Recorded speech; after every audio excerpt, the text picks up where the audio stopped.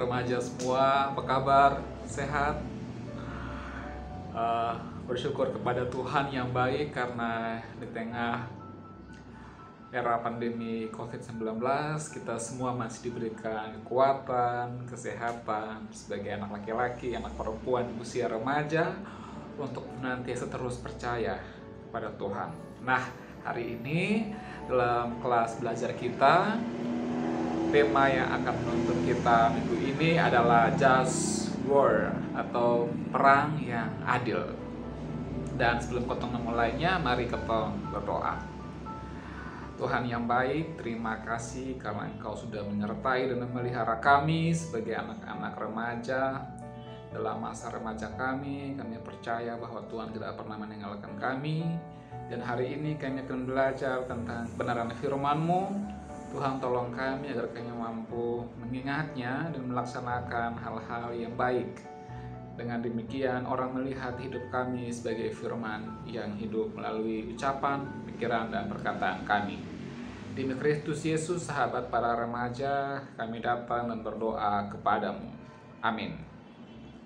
Teman-teman semua yang Tuhan Yesus kasihi, bacaan kita minggu ini terambil dari Yeremia pasal 22 ayat 1 sampai 3. Kita bacakan untuk kita semua. Beginilah firman Tuhan, pergilah ke istana Raja Yehuda dan sampaikanlah di sana firman ini. Katakanlah, dengarlah firman Tuhan, hai Raja Yehuda yang duduk di atas takhta Daud. Engkau, pegawai-pegawaimu dan rakyatmu yang masuk melalui pintu-pintu gerbang ini. Beginilah firman Tuhan. Lakukanlah keadilan dan kebenaran. Lepaskanlah dari tangan pemerasnya orang yang dirampas haknya. Janganlah engkau menindas dan janganlah engkau memperlakukan orang asing, yatim dan janda dengan keras. Dan janganlah engkau menumpahkan darah orang yang tak bersalah di tempat ini. Demikian pembacaan firman Tuhan, dan saya serta teman-teman semua dikatakan berbahagia jika senantiasa mengingat firman dalam kehidupan kita setiap hari.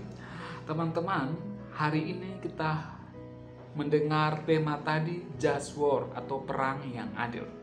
Nah, pertanyaan untuk memulai cerita kita hari ini, jika mendengar tentang kata perang, apa yang teman-teman bayangkan sekarang atau pikirkan ketika mendengar tentang perang? Perang, seperti yang mungkin teman-teman sudah tahu, adalah keadaan di mana ada pihak-pihak tertentu yang saling berseteru atau ingin saling mengalahkan. Nah, usaha untuk saling mengalahkan ini biasanya atau kecenderungannya dilakukan dengan cara-cara yang teman-teman tahu, menggunakan kekerasan. Jadi mereka bisa menggunakan cara yang licik, bahkan jahat, sehingga bisa menang. Dan dengan demikian, maka pertumpahan darah tidak bisa dihindari karena orang melakukannya dengan kekerasan. Nah, atas dasar itu, pertanyaan untuk kita sebagai orang Kristen, sebagai remaja, memang boleh perang dilakukan? Bukankah kekristenan itu kan berbicara tentang kasih? Apakah boleh orang Kristen berperang? Nah, hari ini kita akan sama-sama belajar. Adik-adik semua, dalam bacaan ini kita bisa melihat tentang Yeremia. Yeremia ini adalah putra dari Hizkia, seorang imam di kota Anatot yang letaknya di barat kota suci Yerusalem. Nah, dalam cerita ini kan kita melihat bahwa pada saat Yeremia menjadi nabi, bangsanya mengalami malapetaka. Jadi Peristiwa itu berlangsung di bawah kepemimpinan Raja Sedekia, dan seluruh pemuka agama beserta sebagian rakyatnya itu dibawa ke pembuangan. Sekalipun Yehuda hancur, Yeremia meyakini, jadi nabi ini meyakini bahwa Allah tidak meninggalkan Israel. Allah tidak meninggalkan Israel. Nah, mari kita lihat pada pasal 22. Jadi pasal 22 ini merupakan bagian dari Yeremia 1-25 ini. Dia berbicara tentang nubuat malapetaka yang menimpa Yerusalem dan Yehuda. Pada bagian ini Yeremia menasihatkan kepada Israel agar hidup dalam pertobatan. Mereka hidup dalam pertobatan. Memangnya apa yang terjadi sehingga Yeremia menyampaikan hal itu? Kalau kita baca dalam bacaan kita tadi, beginilah firman Tuhan Allah, lakukanlah keadilan dan kebenaran.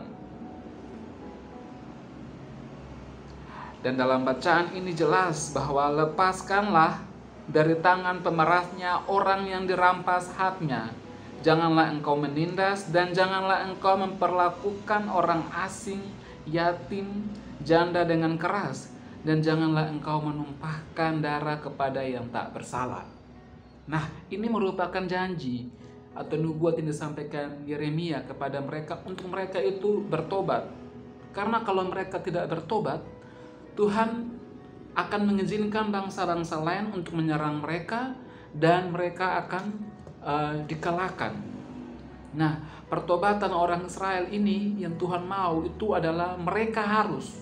Jadi ini satu keharusan atau satu kewajiban sebagai umat Allah untuk melakukan keadilan dan kebenaran. Untuk itu, untuk maksud itu, maka Yeremia diminta Tuhan menghadap Yehuda untuk menyampaikan firman ini kepada sang raja. Jadi kalau kita lihat dalam pasal sebelumnya kan Sedekia telah diingatkan, telah diperingatkan akan terjadinya serangan dari Nebukadnezar, Raja Babel. Teman-teman bisa lihat pada pasal 21 ayat 2 itu. Nah, agar Israel tidak terjatuh ke tangan Raja Babel, Tuhan meminta bangsa ini untuk memperlakukan hukum yang adil. Nah, hukum yang adil itu kita bisa melihatnya di Yeremia 21 ayat 12 tentang nubuat melawan Raja Salum. Nah, jadi tidak sudah lihat tadi dalam pesan firman tadi, agar orang bisa melakukan hal-hal yang baik. Nah, bacaan berkaitan dengan perang, pertanyaan tadi, apakah boleh kita melakukan perang? Bukannya kita belajar tentang kasih. Nah, hari ini kita akan sama-sama belajar. Apapun alasannya, kita sebagai anak Tuhan harus melakukan kasih, keadilan, dan kebenaran. Tidak boleh membuat ketidakadilan dan ketidakbenaran, karena akan ada tantangan atau hambatan yang kita alami. Seperti bangsa ini, karena mereka tidak bertobat, kalau mereka tidak taat, kalau mereka tidak setia, mereka akan mendapat tantangan dengan penyerangan dari bangsa lain. Kalau mereka tidak bertobat, mereka bisa dimusnahkan oleh bangsa lain. Nah, Tuhan sangat mengasihi mereka, dan Tuhan tidak ingin bangsa-bangsa lain yang musnahkan mereka. Untuk itu Tuhan mau mereka bertobat dari sikap-sikap yang salah, melakukan ketidakadilan, melakukan ketidakbenaran, supaya mereka selamat. Mereka tidak dimusnahkan oleh bangsa-bangsa lain. Nah, teman-teman, kalau berbicara tentang perang, apa yang tadi dalam pertanyaan tadi, apa yang membuat kita sebagai remaja, kayaknya perang ini materinya cukup tidak terlalu baik, karena kami anak-anak remaja itu tidak banyak terlibat dalam hal-hal itu. Tapi kita harus tahu bahwa dalam sejarah perjalanan kekristenan itu banyak sekali luka-luka yang dialami oleh umat Allah sampai hari ini. Nah, jadi perang yang adil atau bagaimana menciptakan perang yang adil itu harus dilakukan oleh pihak-pihak yang berperang. Tapi fakta yang terjadi di lapangan itu beda. Kalau kita nonton di televisi, kita melihat ada pertikaian antar bangsa, banyak masyarakat sipil, anak-anak kecil, ibu-ibu hamil, para perempuan-perempuan muda, para orang tua atau lansia menjadi korban. Bahkan orang-orang yang bertugas seperti dokter, seperti perawat, yang menggunakan mobil untuk mengangkut itu pun tak jarang mengalami celaka. Bahkan para wartawan yang meliput sendiri pun tak jarang itu meninggal karena perang. Nah, hari ini kita melalui pembacaan firman Tuhan, kita belajar banyak hal. Tapi yang ingin ditekankan oleh Kak Aris hari ini, yang pertama, marilah kita mengikuti perintah Tuhan dengan berbuat kasih. Melakukan yang baik kepada orang-orang yang rentan, yang tidak punya rumah, yang tidak punya makanan, yang berkesusahan. Tidak boleh menindas mereka, tidak boleh merampas hak para janda, hak anak yatim, hak orang susah. Tuhan mau agar keadilan bagi mereka itu ada. Karena kalau tidak, kita bisa mendapatkan tantangan. Sama seperti bangsa Israel, kalau mereka tidak bertobat, akan ada tantangan yang akan terjadi kepada mereka. Lalu apapun yang terjadi, perang itu tidak pernah membuat keuntungan bagi siapapun, karena perang itu menimbulkan luka atau konflik yang besar, trauma yang besar bagi orang. Jadi kita sebagai pengikut Tuhan penting sekali untuk tidak melakukan perang, melakukan sesuatu yang jahat kepada orang lain untuk melenyapkan dia, karena setiap manusia itu berharga. Kita percaya bahwa Allah kita adalah sumber hidup dan Dia menghidupi semua yang hidup. Untuk itu setiap orang yang berperang atau memusnahkan orang dengan cara perang, tentu secara tidak langsung sudah melawan Allah yang hidup. Karena dia membuat orang mati, orang sakit, orang terluka dengan hal itu. Untuk itu sebagai anak-anak Tuhan, kalau berbicara tentang orang yang benci kepada kita, tentu jawabannya ialah mendoakan mereka. Berdoa agar Tuhan menyadarkan mereka, dan kita tidak harus melawan jahat dengan jahat. Karena kejahatan yang kita lakukan tidak pernah membuahkan hasil yang baik, malah menimbulkan banyak sekali luka, banyak sekali trauma yang terjadi. Nah, teman-teman semua anak-anak remaja ini, Kak Aris yakin mungkin tidak berperang seperti dalam kitab suci ini ya.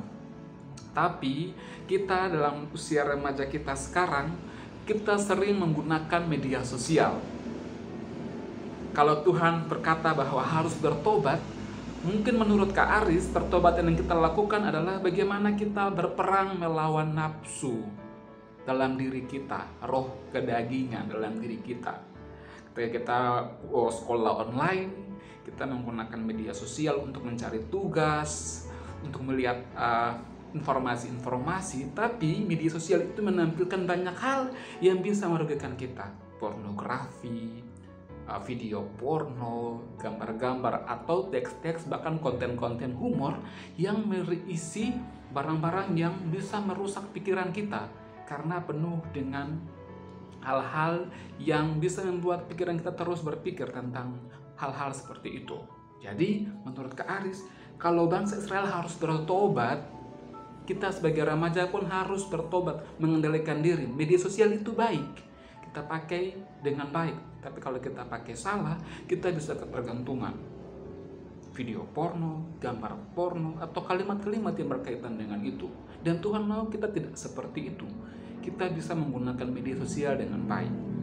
Kita hidup di NTT, kita semua tahu bahwa NTT itu beragam, suku, agama, dan lain-lain. Kalau berbicara tentang teks hari ini, Tuhan mau kita hidup baik, hidup damai dengan semua agama. Kita di sekolah punya teman dari berbagai macam etnis, berbagai macam agama. Tuhan mau agar kita hidup damai dengan mereka tanpa harus melakukan perang. Kita berbuat yang adil, yang baik, agar kita semua menunjukkan kepada orang-orang bahwa kita adalah anak-anak yang penuh damai. Berbahagialah mereka yang membawa damai, karena mereka akan disebut anak-anak Allah. Dan di dunia ini ada Perserikatan Bangsa-Bangsa atau PBB yang telah mengatur tentang hukum perang. Bagaimana ketika ada perang, siapa yang harus dilindungi ketika korban itu ada, dan semua hal. Jadi yang pertama tadi Kak Ars sudah bilang, kita sebagai anak-anak remaja tidak harus berperang secara seperti menumpahkan darah, tapi kita berperang melawan nafsu dalam diri kita. Ketika kita menggunakan media sosial, marilah kita menggunakannya dengan baik untuk senantiasa membuat diri kita itu semakin berkembang dengan postingan-postingan atau berita-berita, dan tidak membuat kita bergantung kepada hal-hal berkaitan dengan pornografi. Yang kedua, media sosial juga menjadi wadah atau panggung untuk orang saling menjatuhkan, mencaci maki, mencibir, merendahkan manusia dan lain sebagainya, memecah belah, ujaran kebencian dan hoaks terjadi. Marilah kita berperang melawan itu. Kita sampaikan hal-hal yang benar, hal-hal yang baik di media sosial kita. Kita berperang melawan itu. Kita juga berperang melawan narkoba.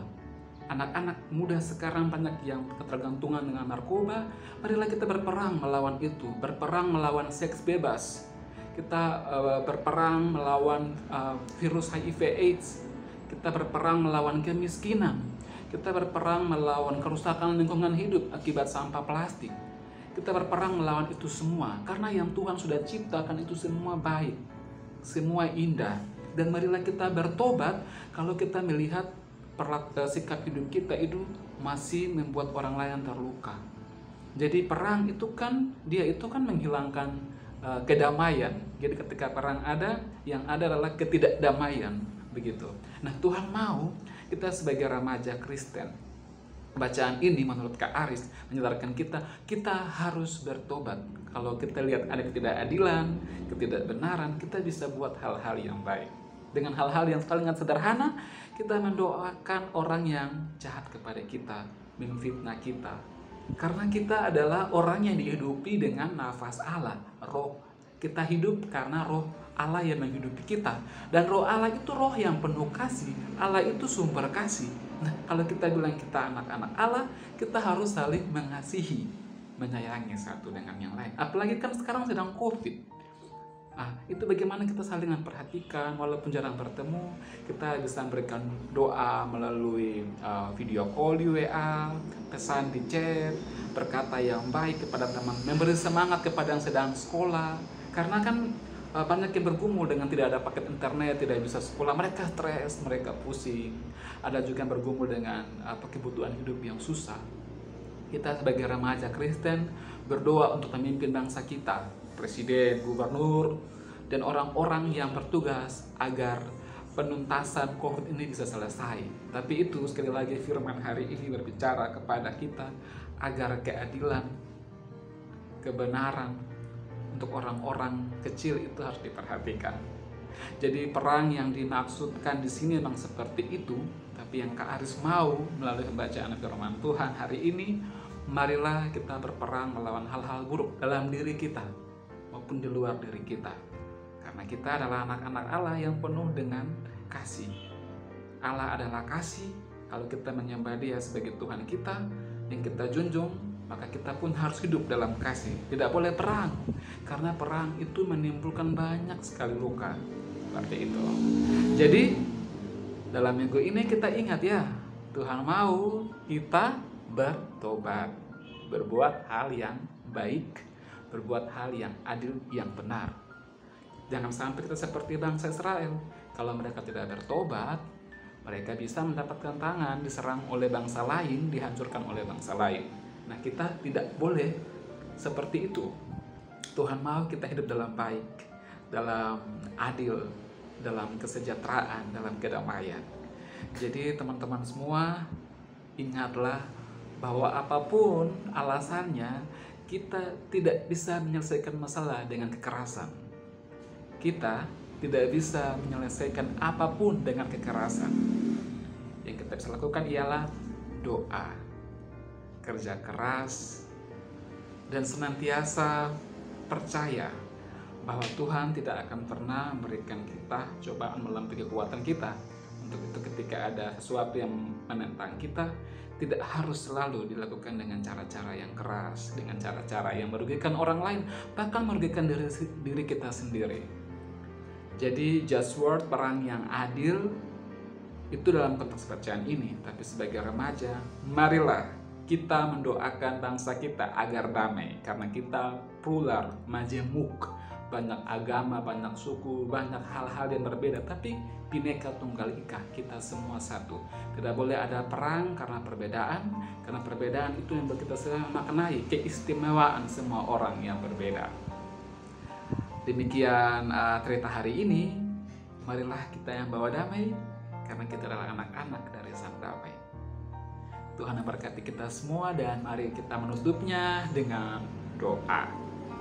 Ya Allah, ya Tuhan kami bersyukur hari ini kami belajar bahwa kalau kami melakukan hal-hal yang jahat, akan ada tantangan yang menimpa kami. Tuhan, tolong kami semua dalam masa remaja kami, agar kami bisa senantiasa berperang melawan hal-hal dalam diri kami. Kami tidak berperang untuk memusnahkan orang lain, tapi kami berperang melawan dosa, melawan kejahatan. Kami mendoakan orang-orang yang jahat agar mereka bisa kembali ke jalan yang benar. Kami bisa mendoakan bangsa dan negara kami agar bisa memaknai perbedaan sebagai sesuatu yang tidak harus dimusuhi. Tuhan mau kami sebagai remaja bisa menggunakan masa muda kami untuk hal-hal yang baik, keadilan dan kebenaran. Tolong kami agar kami bisa hidup dengan damai tanpa harus melawan orang lain dengan cara-cara yang kasar dan jahat. Karena Engkau adalah Allah yang penuh kasih. Untuk itu, tolong kami agar bisa menyelesaikan masalah apapun dengan kasih. Demi Kristus Yesus Tuhan kami, Sang Raja Damai, Sang Kasih yang mengasihi kami datang dan berdoa kepada-Mu. Amin. Nah, adik-adik, demikian cerita hari ini. Terus sehat ya, karena dengan hati yang gembira, imunitas tubuh kita akan meningkat, dan tentu kita akan selamat dari pandemi COVID-19. Teruslah berdoa, teruslah berolahraga, teruslah bersukacita, dan Tuhan senantiasa menyertai adik-adik semua. Sampai berjumpa ya, shalom.